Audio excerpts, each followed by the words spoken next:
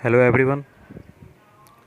जैसा कि आप जानते हैं कि लॉकडाउन है और इसमें घर से निकलना मुश्किल है, तो इन सारे चीज़ों को देखते हुए आप लोगों के लिए घर में ही आपको पढ़ाने की व्यवस्था की गई है और इसके तहत आप इस व्यवस्था का लाभ उठाएं और जो भी पढ़ाया जा रहा है उसको ध्यान से पढ़ें ताकि आपको आगे कोई दिक्कत ना हो।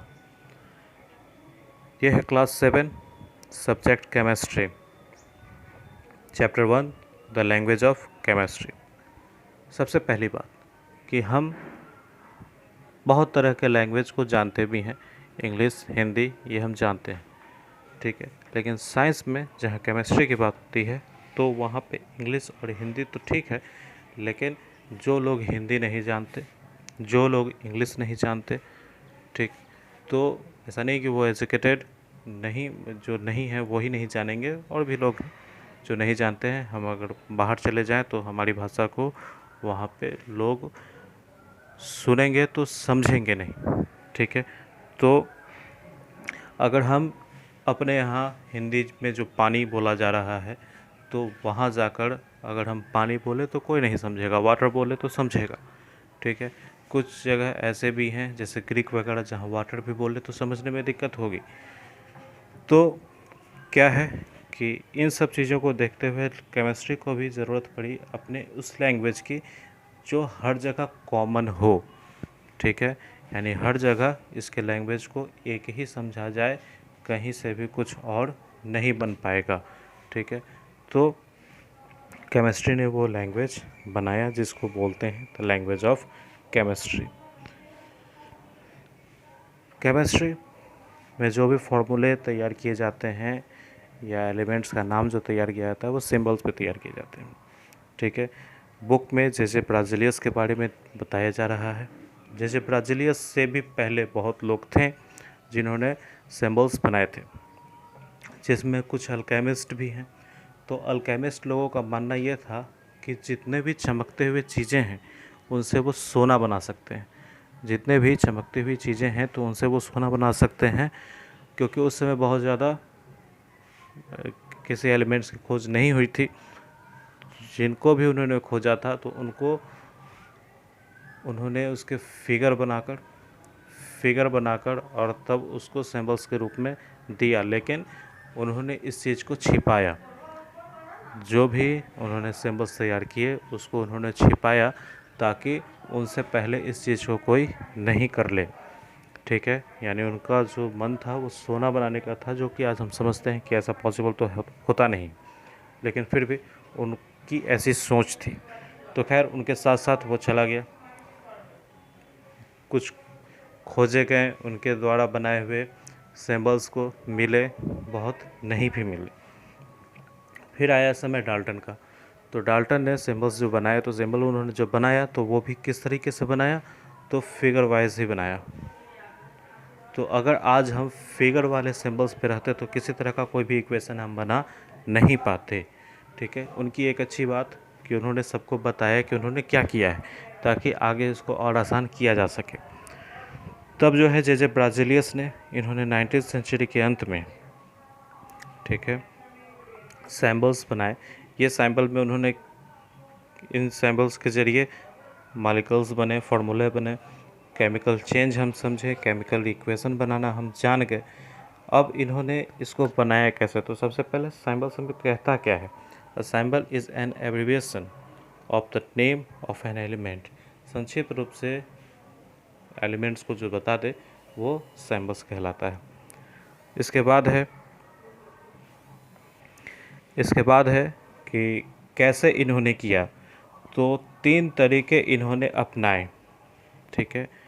पहला जो तरीका था, उन्होंने इंग्लिश नेम जिसके भी थे, जिस एलिमेंट्स के इंग्लिश नेम थे, तो उसके पहले लेटर को उन्होंने सिंबल्स के रूप में यूज किया। जैसे हाइड्रोजन का H, बोरॉन का B, कार्बन का C, नाइट्रोजन का N, ऑक्सीजन का O, फ्लोरीन का F, फास्फोरस का P, सल्फर का S। तो इसमें कहीं कोई दिक्कत नहीं है, जो इंग्लिश नेम का सिंबल्स है तो वो क्या है कि फर्स्ट लेटर से ही स्टार्ट है। सेकेंड उन्होंने किया क्या कि कुछ ऐसे भी एलिमेंट्स आने शुरू हो गए, ठीक है, जो एक ही लेटर से शुरू होते थे। जैसे ऊपर हाइड्रोजन का तो H कर लिए, अब हीलियम का क्या करेंगे, ये भी S से स्टार्ट है।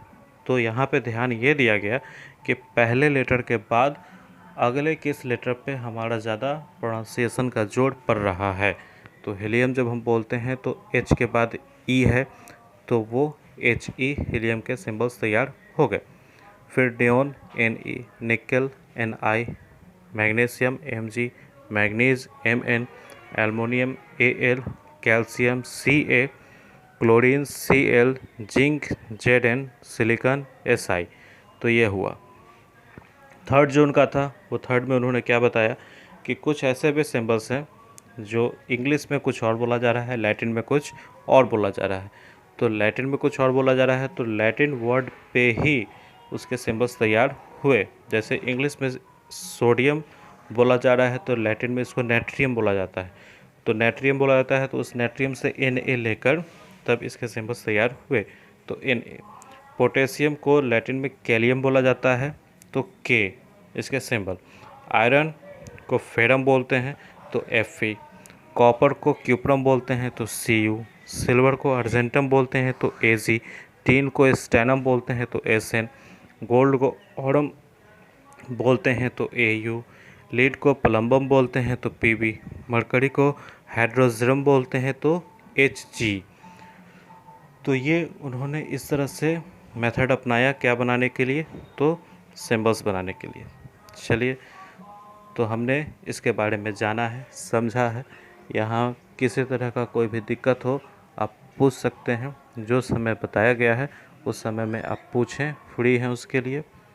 एक चीज़ इसमें बताना रह गया कि केमिकल रिएक्शन और इक्वेशन जो इसमें भी देखे, इक्वेशन जो सिंबल्स के ज़रिए बनता है, पहले फार्मूला तैयार होता है, फार्मूला के बाद तब उसके पहले मॉलिक्यूल्स फिर फार्मूला, तब केमिकल चेंज उसका मालूम चलता है, तब उसके केमिकल इक्वेशन को हम बनाते हैं। हो क्या रहा है कि केमिकल रिएक्शन को बताने के लिए, समझाने के लिए एक लैब की आवश्यकता होती है और उसके साथ साथ हमको चाहिए क्या, तो वो सारे इक्विपमेंट भी चाहिए और इक्विपमेंट के साथ साथ वो मटेरियल भी चाहिए जिसको हमको आपस में रिएक्ट करवाना है। तो इतना कुछ चाहिए होता है और इक्वेशन से हमको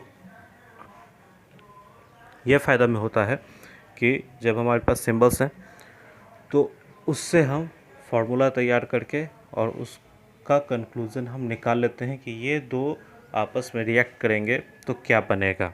ठीक है, तो ये इक्वेशन और रिएक्शन कहला रहा है।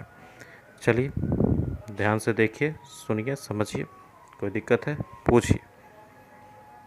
नेक्स्ट वीडियो में इसके आगे की चीज़ों को बताई जाएंगी। तब तक के लिए नमस्कार।